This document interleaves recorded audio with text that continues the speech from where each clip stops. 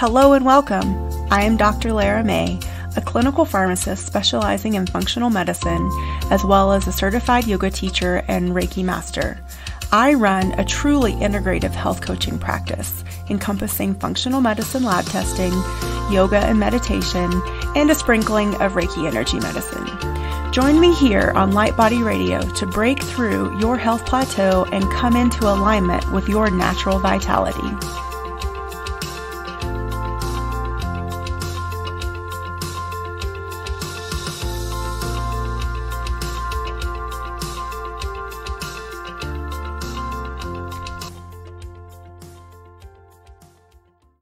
Hello and welcome to another episode of Light Body Radio. I'm your host, Dr. Lara May, and today I have with me David Krantz. And David is a certified epigenetic coach and sought after expert in the field of individualized genetic-based nutrition and peak performance. As a lifelong musician, David sees the various systems of the body parts as a complex symphony. And as a coach, he excels at helping clients fine-tune those parts to create resonant, harmonious health and harness their creative personal power.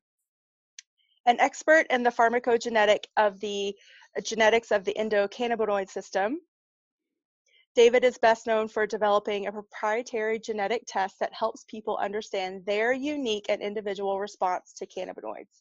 He was nominated in 2019 as a top 100 health innovator by the International Forum for Healthcare Advancement. A biohacker by training and artist by nature, David enjoys working with others who have a deep passion for getting the most out of life. Welcome, David. How are you today? I'm doing great, Lara. Thanks for having me on. Yeah, I'm excited to delve into this. So let's just start with the basics. What is epigenetics? Sure. So epigenetics, when you break it apart and really look at what the roots of the word mean, it means above the genes or control over the genes. And this describes how your genes change their expression over time in response to things in the environment. And when I say environment, I mean that word very loosely. I mean everything that you're experiencing, anything you're putting in your body, any emotions that are creating the internal landscape of your biochemistry. All of these things impact your genetic expression, which really, when you boil it down, either creates or detracts from health. Right. And so just to clarify, because I think a lot of us were raised with this idea that your genes are your destiny. And so let's say you have a family history of diabetes or heart disease or even certain types of cancer, that you might necessarily be destined to inevitably develop whatever that health condition is. So epigenetically speaking, we would say not necessarily, right? Exactly. And I think that so much of why epigenetics is exciting is related to the mindset and a relationship to what we perceive our bodies as and what we perceive our bodies as capable of. Because, yeah, when I went through high school biology, I was taught the central dogma of biology, which is genes code for proteins and those code for traits. Right. And it was hardwired, your destiny is fixed, and that's that. But really, there's been a revolution in that understanding in the past 20, 30 years or so, really just in the past 10, 15 years, as research really clamped down on this and said, oh yeah, this is super, super important. And we're kind of overriding what we initially thought, to give us this understanding that a lot of what we thought was fixed is actually malleable and dependent more on what we do rather than what genes we have. Yes, I personally find that so empowering, and I really try to bring that to my patients as well. And I'm sure it sounds like that's also what you do. Is I feel like I'm sure we're both in the same boat that a large part of our job or calling is education and empowerment and saying, hey, you might have been taught this, 10, 20 years ago, but now it's different and you do have the power and you do have control and you don't have to sort of resign yourself to the quote, this is just how it is mentality. Yeah. Yeah, so it's really exciting. Totally, exactly. Yeah, very similar, and that's a lot of what I'm doing with my clients is helping them understand that and really look at, what are the things that you want to be different, and what are the epigenetic changes that can help you get there, and then really kind of parse that out through lifestyle change, through nutrition, all those different factors. And I think it's so cool just to kind of consider that, we know that mindset and belief can impact epigenetic expression. And it's kind of this interesting meta thing to think that changing our mindset about our genes, changing our mindset about our epigenetics might itself actually open the door to positive epigenetic changes. It's kind of this I just think that's so cyclical cool. thing. Yeah, all right. I love that. So cool. So you just mentioned what we can change and how we can change it. So I want to get specific about that. Maybe like it's kind of still a broad question, but what can we change specifically through epigenetics from your Mhm. perspective? So yeah, so my perspective on it is that pretty much anything that you could tie a blood marker to, right? Like anything that you could go get a blood test and say, my cholesterol has changed from this to that, or these inflammation levels in the body have changed from this to that. My HbA1c or blood glucose has changed from this to that. All of those top level markers, right? Think of this as kind of the tip of the iceberg. All of those things have these cellular components beneath them that are epigenetic in nature. So, when you're looking at, say, changes in biomarkers or changes in your mood, say like going from a depressed state to a non-depressed state, all of those things have an epigenetic component to it. And really looking at it from that perspective kind of gives us another layer of intervention, of tools that we can leverage and say, all right, well, let's not just look at what changes this biomarker, let's look at what changes the underlying epigenetic machinery of what genes cause that biomarker to change too, because sometimes there's a broader array of options that can contribute to positive changes in mood or energy or things like that than you were aware of before when you start looking at what are all the things that influence these underlying bottom layers. So we can get specific on like what genes are known to do what, Hmm. but definitely in terms of really thinking about health as this broad concept made up of all these little component parts. All of those little component parts have further component parts that are epigenetic in nature.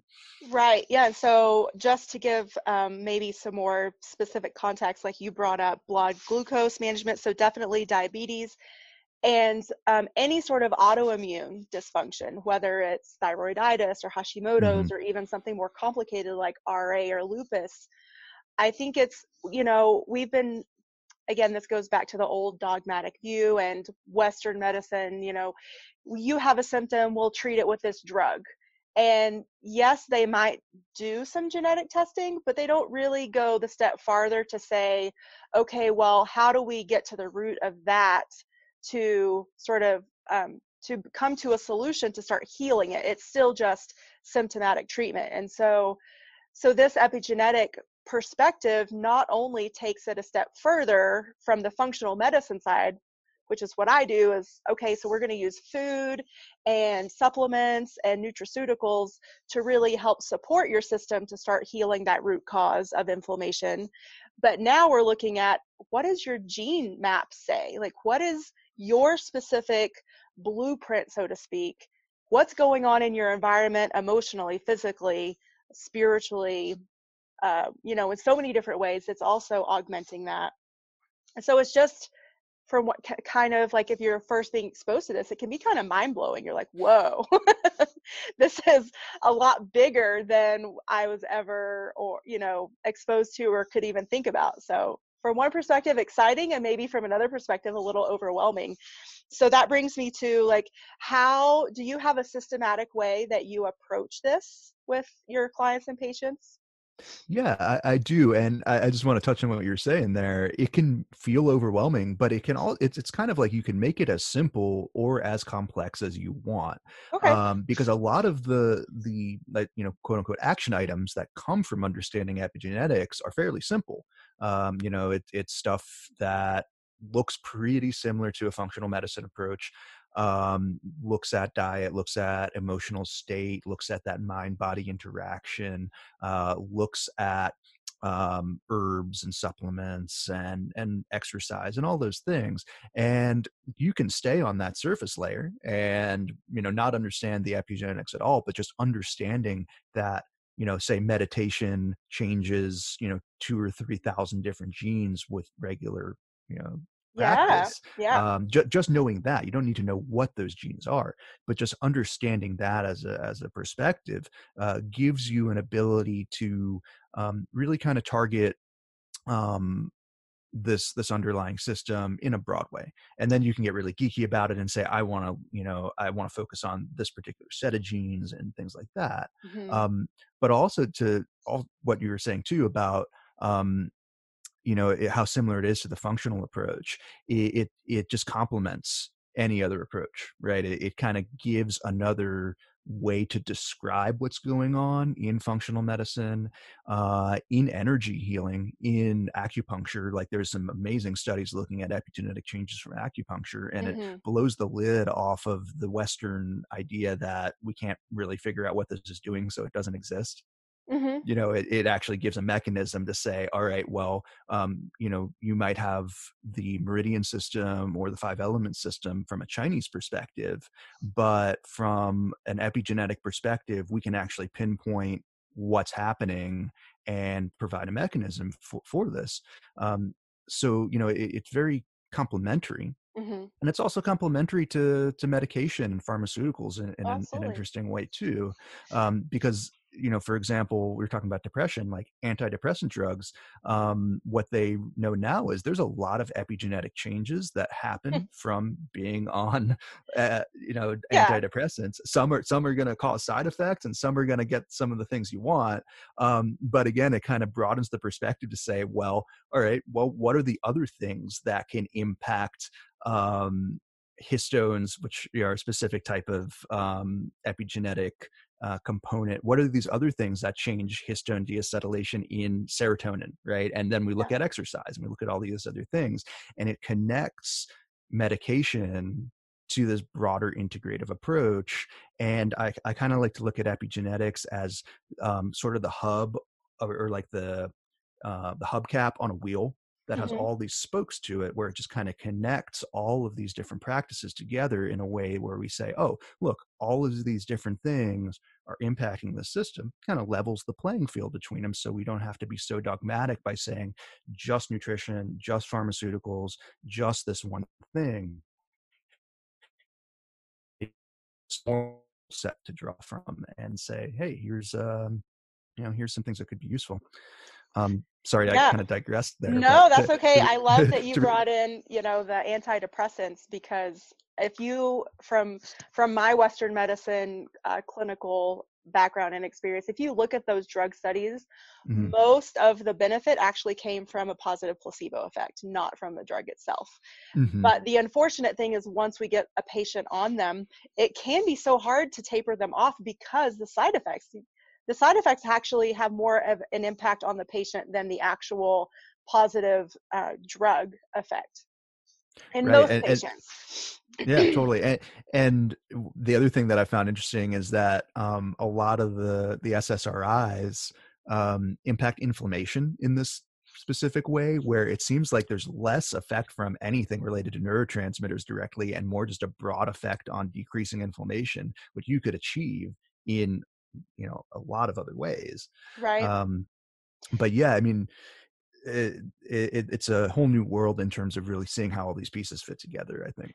Yeah, absolutely. And I think, like you said earlier, just having the knowledge and the awareness, which is so much of what epigenetics, but also energy medicine, we always say where your intention and your attention goes, the energy flows. So and hopefully maybe we can even ideally spread that to more Western medicine practitioners, instead of saying, well, we don't understand this, so we're just going to say, there's no hope or nothing to do about it. No, just because we don't understand it doesn't mean that there aren't so many other things that we can bring attention to, and that we can awaken and um, heal and decrease inflammation, so many different aspects with just the attention and awareness and intention to. better it or improve it, you know? Oh, exactly. Yeah, I Yeah. think um, I hate to even use this word, but it legitimizes practices that Western medicine has kind of rejected Oh, because they absolutely. Yeah. haven't been able to understand it, right? So it gives a language to something that has been hard to articulate. Hmm. Yes. And even more, like you said, we are doing more scientific research. There are entire academic programs dedicated now to epigenetics, which, you know, Bruce Lipton started a long time ago, but it has grown so much. And so, yes, legitimizing it more and more. So, with that being said, what is some of the testing that you do to sort Yeah. of bring I don't know, a validity to this awareness? Yeah. So the testing that I do is more genetic than epigenetic in nature. And I'll tell you why, is just because the true epigenetic tests that measure methylation and acetylation marks on the genes, which are different tags that the body puts on your genome to change the expression. There, most of those kind of tests are still relegated to university labs, and there's not a lot of commercially available testing. There's a little bit, but mostly what I do is looking at the base genome, and this is the part of your genome that actually doesn't change. This is the kind of base layer that gets these epigenetic tags put on it, and you see that change in expression. But what I do with my clients is I use genetic testing to get an understanding of what the underlying terrain looks like in the body and how these different genetic variants and these specific amino acid differences in the genetic code, right? We're talking about this pattern of molecules that makes you you and kind of provides this basic instruction manual. Looks at how that is going to be responsive to different epigenetic influences from the environment, because one person can have, say, variant A, another person can have variant B, and the epigenetic response to, say, a food like, you know, saturated fat or monounsaturated fat or carbohydrates, you know, might be very different from person to Hmm. person depending on what these variants are. So I'm looking more at what the code says, and instead of looking at it as a blueprint for destiny, I'm looking at it more as an instruction manual for running your body at optimal. Right, like how can we augment what's happening? And so I want to get specific. Maybe let's have an example of, I think probably, and you can correct me if I'm wrong, MTHFR is probably one of the most well-known SNPs that we can sort of augment and how it functions. Would you agree? Yeah, I would say so. I would say it's one of the most well known. I would say it's actually one of the trickier ones to look at just genetics alone and get an understanding of what's going on, because it's embedded in the system that has many other genes that influence the same cycle, the methylation cycle in the body. Mm-hmm. And so it's one of those ones where it's very helpful to pair with lab testing, blood testing, and get actually more of the epigenetic change, because sometimes people will have MTHFR variants that aren't or are expressed. And so understanding what the genes are gives you a really good idea of what you want to be looking for in lab work. And so I always say that genes are the why and lab work is the what. It's Mm-hmm. like, you know, the what's going on, and then you can pair that with genetics to really say, all right, well, why is this showing up this way, and what are the things that we can do differently and be more personalized and specific to change that. So yes, MTHFR, really important. And to give your listeners have you talked about MTHFR on the show? Should we Yes. cover Yeah, that? yes, yes, yes. Go for it. Okay, cool. So MTHFR is this gene that codes for an enzyme called methyl tetrahydrofolate reductase. Really big word. Yes. And it's very important in something called the methylation cycle in the body. Methylation reactions happen millions of times per second in the body. It's a very basic process think about it as kind of a building block of many different enzymes, many different detoxification processes. It's kind of like just raw material that gets used up for chemical reactions in the body. And so we need abundance of these molecules available to create neurotransmitters, to detox heavy metals, to break down hormones, do all of the things that functional biochemistry does. And we make these methyl groups out of B12 and a couple other B vitamins and folate. And we get folate from green vegetables. We get B12 mostly from animal products. From supplements, of course, too.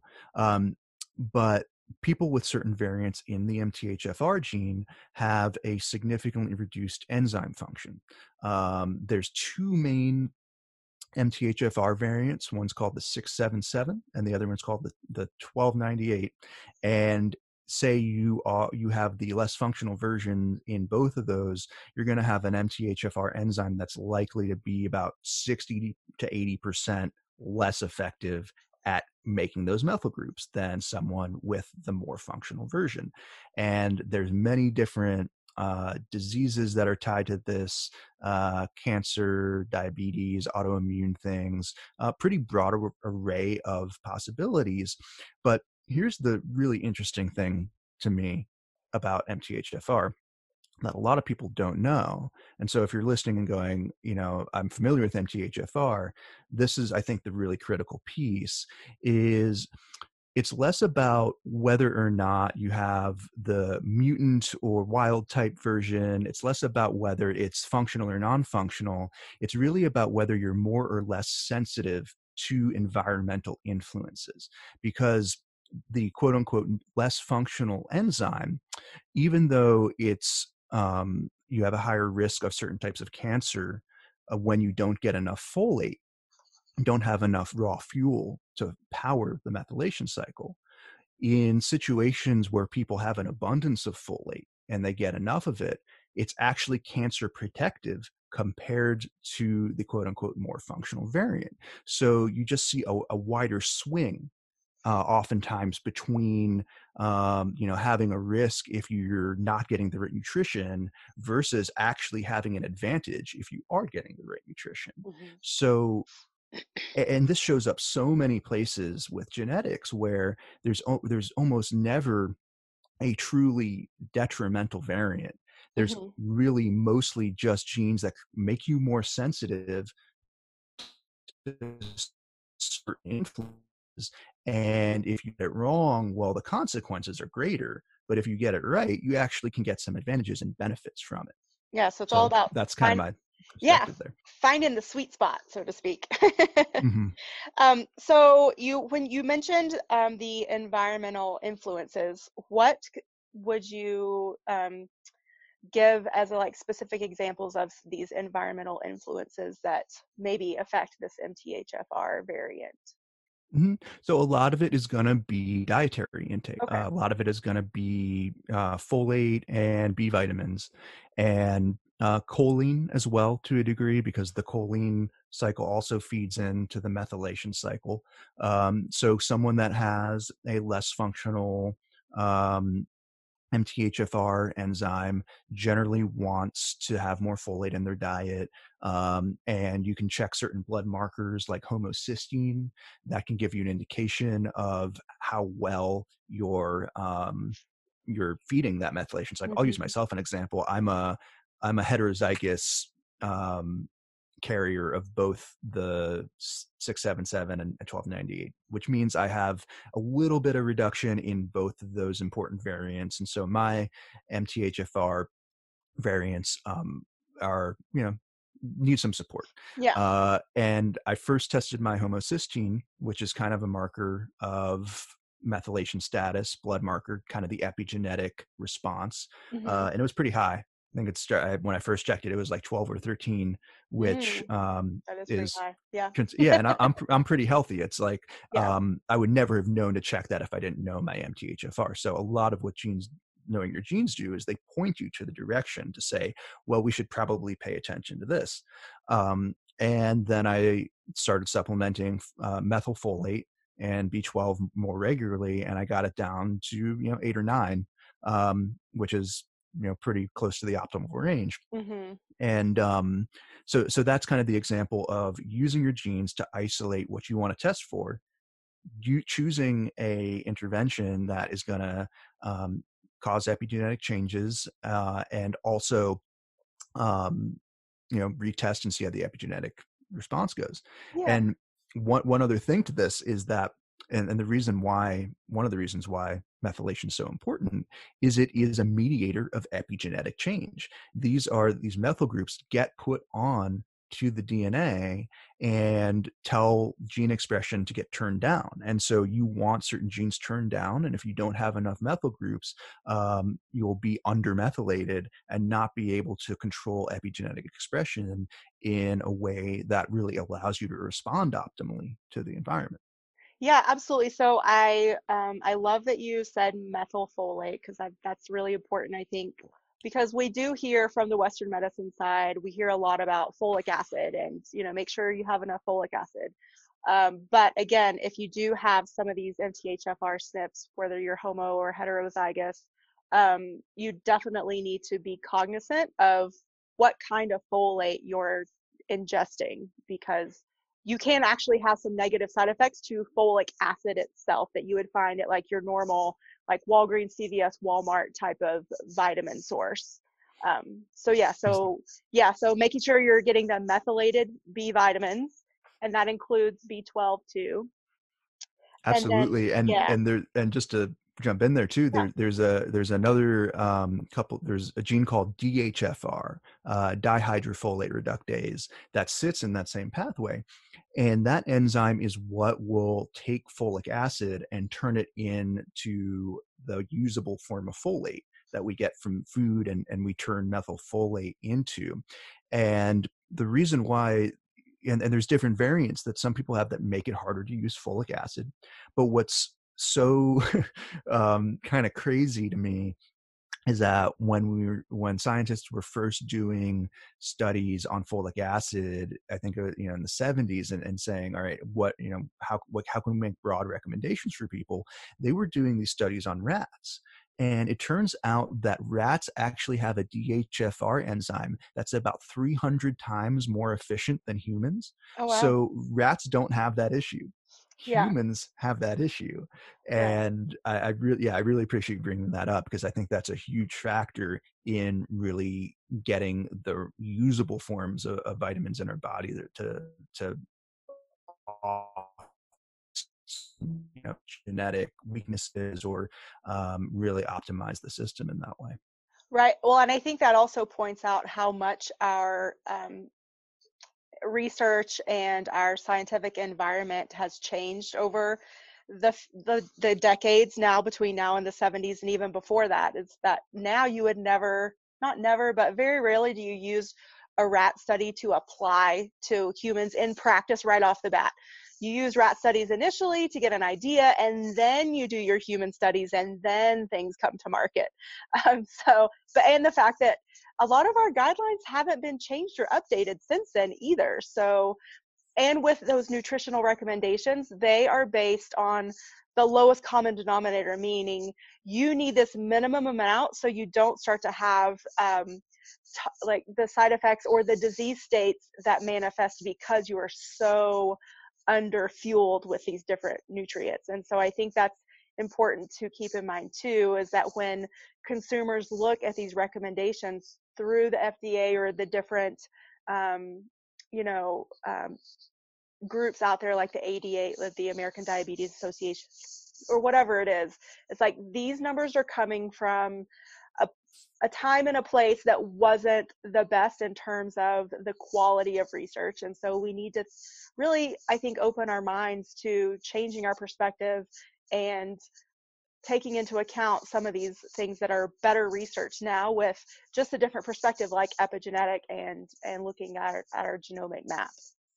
Yeah, absolutely. I think you really hit it on the head there, and very much on the same page about nutritional uh, baseline requirements being often very different from optimal intake for Yes, yes. people. Baseline versus optimal for sure. Yeah, and this is where the gene, using genes gets really helpful to really identify in certain people where you're going to have a naturally higher tendency to need more of a certain nutrient, or in some cases actually less. Like for example, there's some people, more people than you might expect, that can be prone to inflammation from high vitamin E intake. Mm, And so, if you're someone who's putting a ton of vitamin E oil on your skin or taking it in a supplement, it's something you probably want to be aware of, that, you might actually be getting a negative response from something that's generally purported to be healthy. And I think that's why I love genetics, is because it kind of takes the guesswork out of that, and you just don't have to wonder. There just creates a little bit more concrete understanding of what your predispositions and tendencies are, and then it just gives you this, like I said before, kind of a roadmap to follow, to say, hey, here's the instruction manual. yeah, and I think, there's so much about medicine that is guesswork, and especially going back to any sort of mental health. A lot of that is, oh, these are your symptoms. This is the drug that we're going to give you. We don't know if it's going to work for you, and if it doesn't, we'll try something else. So much of it is trial and error, and there is a little bit of guideline approach, but not really. And so I love using in my practice, and I'm sure you as well, using the map of, the DNA blueprint, and then these labs that we can check that really do give us an idea of, okay, are we doing something good for this patient? Do we need to do something different? So yes, using precision medicine and really embracing it for, I think, the present and the future of really optimizing patient health. Absolutely, and really looking at, from my perspective, precision wellness, and looking at this in a wellness model Yeah. where, just because you're not sick and you don't qualify, you go to a kind of standard Western doctor and they're like, you seem fine. Yeah. Just because that's your state doesn't mean there's other levels that you can reach beyond that. So I really love working with people that have that mentality to say, all right, well, I'm pretty good, but how can I really optimize my system, optimize the outcomes, to prep my brain and body to function in a way that really, really maximizes what I'm here to do. Yeah. And the what you said about mental health, I'm super passionate about that, because the the notion that depression or anxiety is these monolithic things that just have this neurotransmitter imbalance is so off base. Hmm. There's many different biophenotypes of those conditions, and really addressing things on an individual basis, and looking at genes, looking at labs, looking at emotions and experience and things from a therapy standpoint, Hmm. is really the most important thing. And on that note, I mean, therapy itself, the act of sitting and developing a relationship with someone, and being vulnerable and honest, and expressing your emotions, has been shown to create epigenetic changes as well. And it's a fairly new area. There's only, I believe there's 6 studies in total right now that have really looked at epigenetic changes pre and post therapy. But what they found is that in, I believe it's PTSD, OCD, and, I want to say one of the personality disorders, I think it's borderline. Successful treatments have been associated with specific epigenetic changes. So when people actually make the changes and start to feel a different way, from talk therapy, from somatic therapy, from working with the mind and the body, Hmm. there are measurable specific changes that are in the same system that nutrition affects, and exercise affects, and meditation Hmm. affects. And again, it kind of, I think, demystifies some of the process of what it means to heal, and what it means to transform and change on an internal level, on a mental and emotional level, and gives us an opportunity to kind of stack things together. and say, all right, well, if we know that this type of therapy changes these genes related to these neurotransmitters, and we know this food does too, and we know that this type of exercise does some similar things, and so does this and that, and maybe jumping in an ice bath does some similar things, like you name it, Yeah, throw it in there. yeah, Why don't we start to stack protocols that all are absolutely. going to influence the same kind of system? Yeah, absolutely. I can definitely attest to that personally. I started seeing an EMDR therapist right around Christmas. And I usually use myself as an N as one when I do some of this testing and as well. And so I can definitely attest to, like you said, like the approach to other lifestyle things. So yes, I'm going and I'm sitting with this person and we're going through the EMDR process, which is very specific process in the therapy realm. But and then after that I feel so much better and so much more ready to handle other things that come at me throughout my day, and even with work, personal life, exercise, so many things. So yeah, I like that protocol stacking for Hmm. sure. Yeah. Protocol stacking, and also understanding like how this stuff gets programmed early in life and also transgenerationally, because one of, again, I keep saying one of the most interesting things. I think it's all interesting, um, but it is the epigenetic changes in neurodevelopment starting from a really young age, and healthy attachment with your parents and adult caregivers.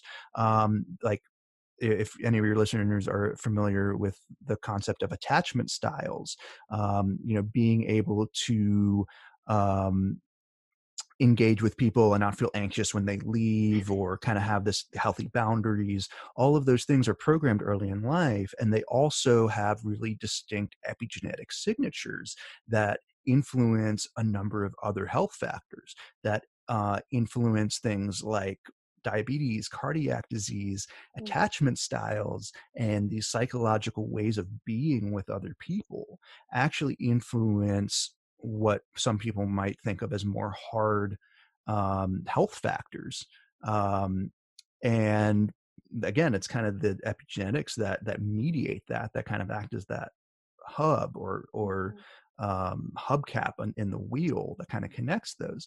And so, sitting with a therapist, doing EMDR, reprocessing and reconsolidating memories gives us an opportunity to change some of those attachment patterns, or change some trauma patterns in the way we think about things. And yeah, exactly, really changes the way you feel. And I've actually had some really positive experiences with EMDR too. Yeah, cool. Awesome. Okay.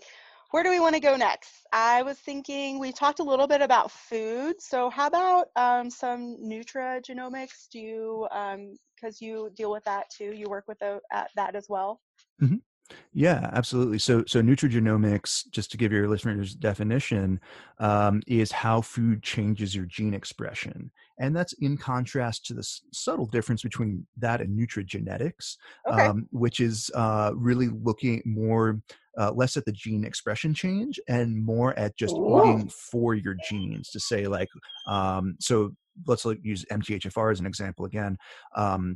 Say you've got the MTHFR variants that need more folate. Well, eating more folate is the nutrigenetics, and then seeing the genetic expression changes that say lower homocysteine is nutrigenomics. So they're Okay, cool. intertwined, Yeah, but it's a little bit of a distinction I like that that. I think is helpful. It is very helpful. Cool. Thank you for fleshing that out for us. So, you in some of the literature that I was reading that you've published, and some of things about your background, you and I feel like we touched about this already, but why some people thrive on different diets. So, like, there's obviously no one size fits all. That is one of the baseline tenets that I operate off of, and I try to sort of deprogram people to that. People ask me, "Oh, well, should I do keto?" Uh, ah, mm. That's a very specific question, and so Yeah, so tell us why you also, if we haven't, I don't know, do you feel like we've covered this already? Like No, why no, no? let's go into it. Let's go into Okay. it. Because I think it's another way, it's another layer to add. Yeah, okay, cool. I look at different diets like that. I now really just look at them as different tools in your toolbox. And if you're thinking about, you've got a hammer and you've got a screwdriver, and you've got a saw, well, none of those things are right or wrong.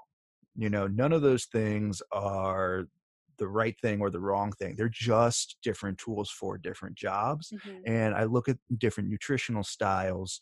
I don't like to call them diets because, you can use some things short term and that's a diet. But really, what I'm interested in is nutritional styles that are sustainable, that just really match up with thriving long term. Hmm. So, I see those things as, um, I would say, appropriate for different people in different contexts. And like you were saying before about how most of the nutritional requirements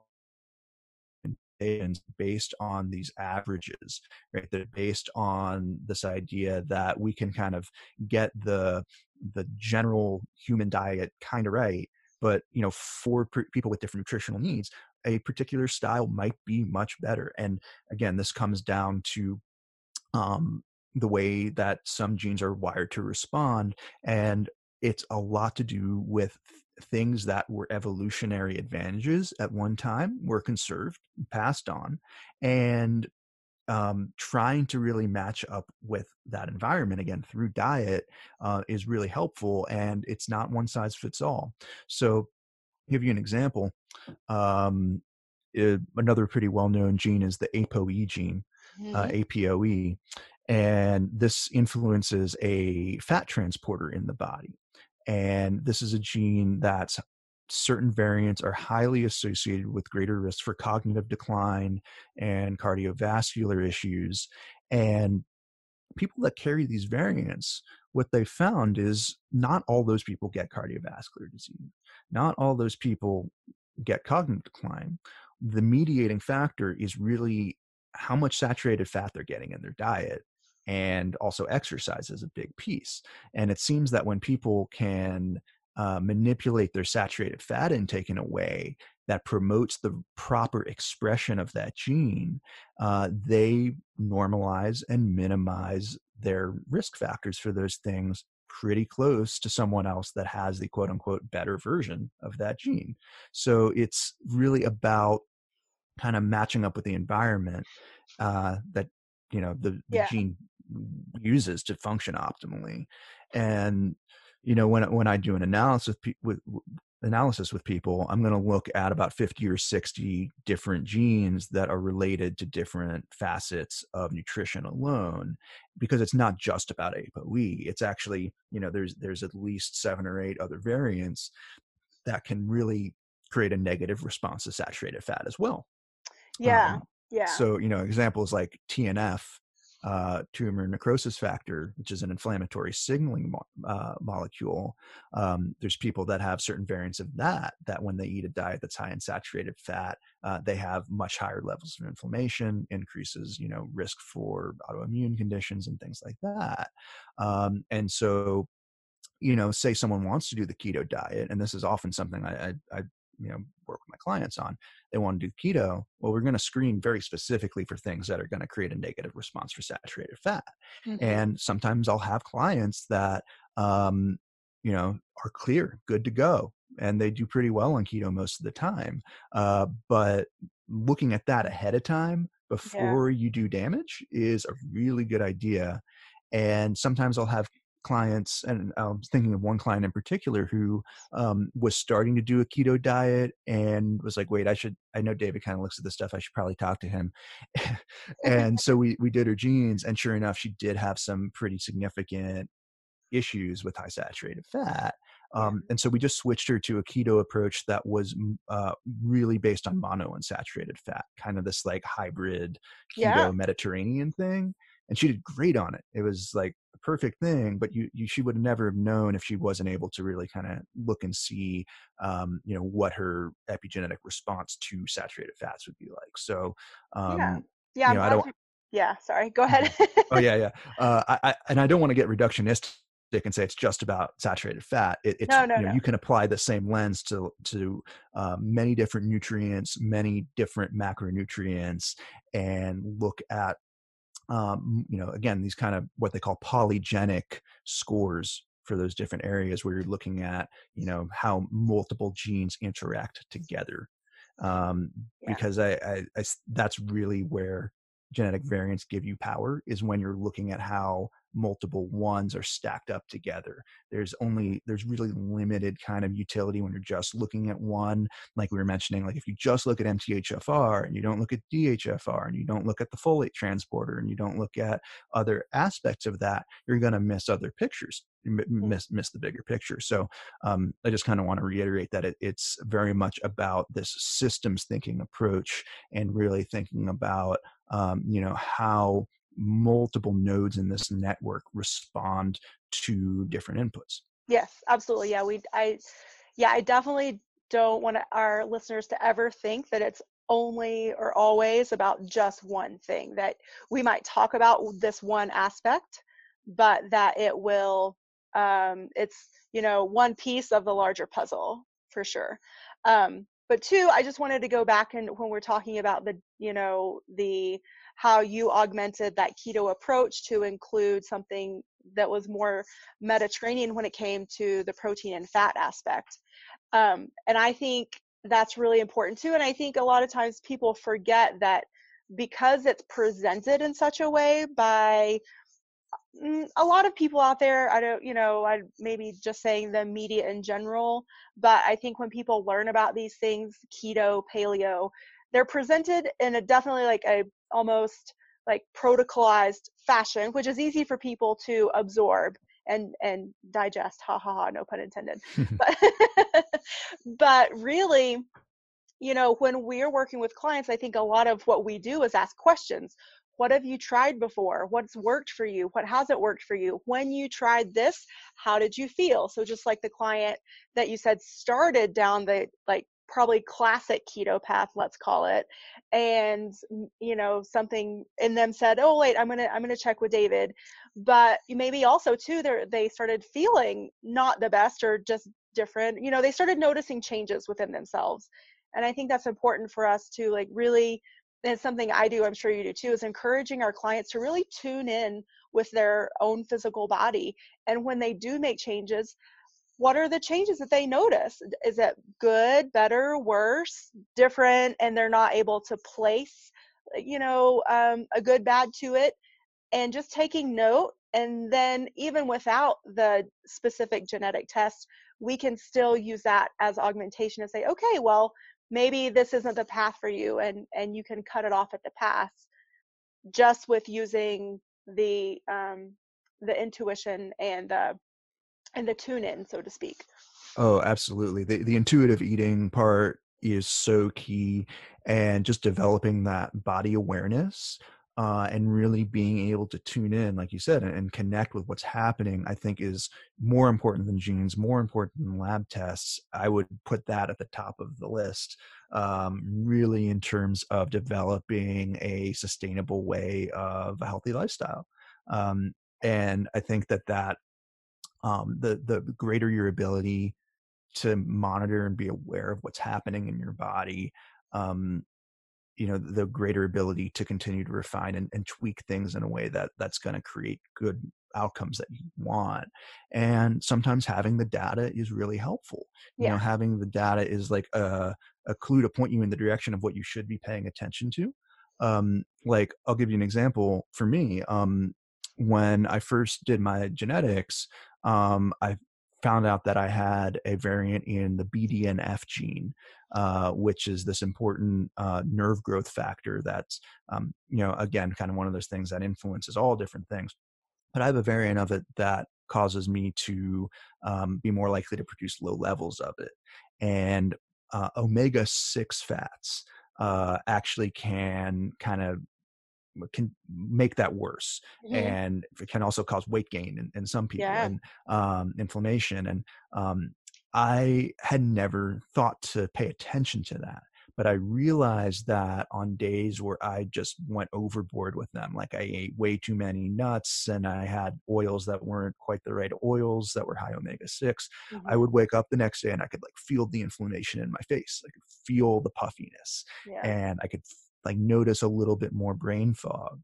And so having that bit of data kind of fueled my intuition, gave it planted a seed that I could continue to monitor and grow. And so I think there's this really beautiful interplay between this quantitative data and then the qualitative self-awareness that just gets stronger and stronger, kind of the more you dive into it. Yes, yes, I love that because yes, awareness is so much of the picture. Awareness, whether we're doing mindfulness work, whether we're doing any habit we want to change, the first step is awareness, right? And so, yes, we can use these quantitative things to help our awareness. And then the next time when we're presented with this food choice, we could say, no matter how much I might want this thing over here, I know my body is going to like me more. I'm going to feel better if I make this choice over here. And so, yeah, I definitely think it helps support our decision making and just feel more secure in that as a patient, as a person that is going through changes. I mean, we're all right. We're all changing all the time, and so yeah, and just hopefully like getting better and better uh, by one little step every day.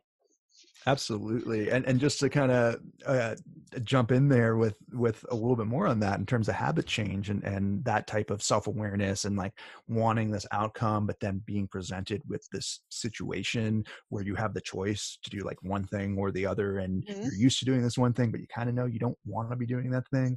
Um, there's the emotional and mental aspect of it that has this bidirectional causal loop with all of the neurochemistry and all of these pathways in the brain, uh, dopamine pathways in particular, that reinforce that behavior and um, have an epigenetic component in terms of if you've cut a groove in the record, you're probably going to want to follow that. Hmm. And when you start to consciously change the way that you behave, you change the epigenetics, you change the way the neurons are wired together. And having an understanding of your genetics, interestingly enough, can sometimes help help you understand why you might have difficulty with habit change, and look at things like dopamine receptor genes and other things that influence like the production of dopamine in the brain, genes like COMT, things like that, Hmm. to where getting an understanding of what the neurochemical correlates of those behavioral processes are can really help you modify behavior, create more empathy for your own biochemistry.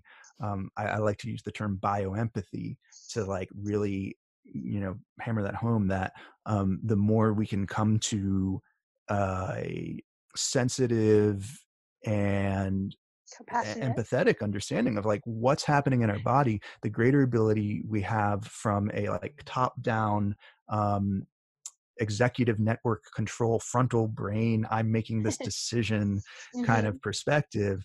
The more we have empathy for the parts of our brain that are unconscious and are just going to want to follow the script without our input, the more we can like really say, hey, I understand you're there, you're serving a purpose, Yeah.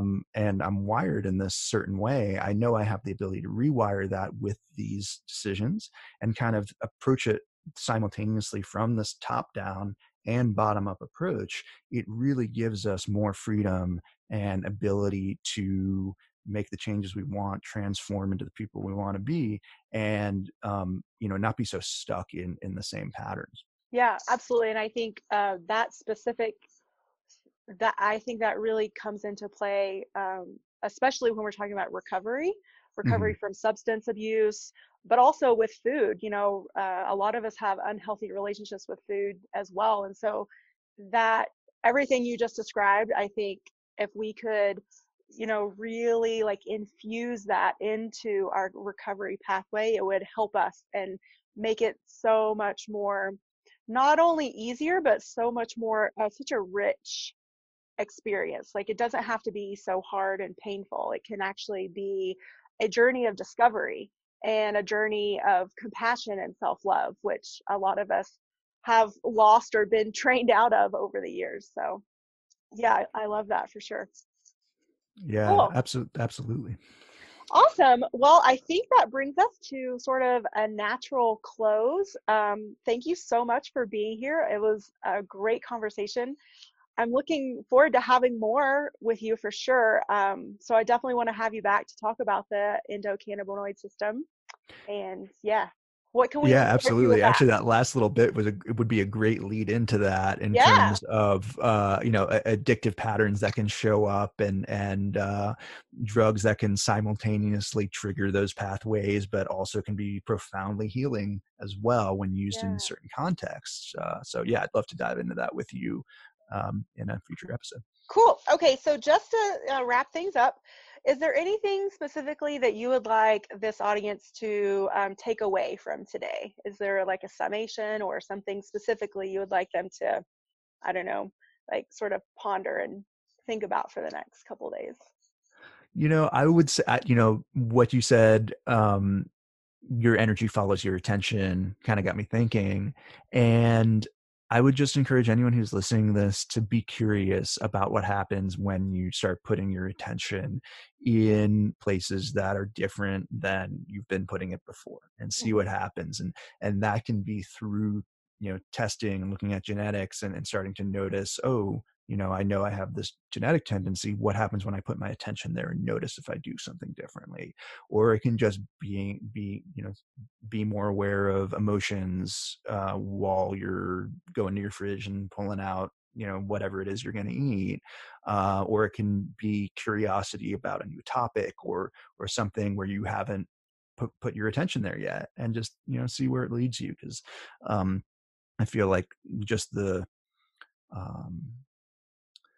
the embodiment of curiosity is Yeah. really what drives this for me. And I hope that I can kind of spread a little bit of that wherever Yeah. I go if Yeah, possible. absolutely. Yeah, that's great. Yeah, curiosity. And also with that sort of like the willingness to be open to something different and just see Yeah. what shows up. Yeah. Awesome. So where can our audience find you? On social media or where? So I'm on Instagram at Whole Systems Health. You can find me on Facebook, David Krantz, Epigenetic Coach. And my website is david-krantz, KRANTZ.com. And I've got some articles on there. I've got info about my coaching work. And if anyone is listening and you're interested and something in this conversation has sparked your interest, I offer free 30-minute consultations just to get a feel for if we'd be a good fit to work together. So you can go and either send me a message or book a call directly on my calendar on my site. But yeah, that's where people can find me. Awesome. Cool. Okay. Well, we look forward to having you back. We meaning me and the Light Body Tribe. And so, yeah, I think we'll tie it up here and say thank you. And we will catch you on the flip side.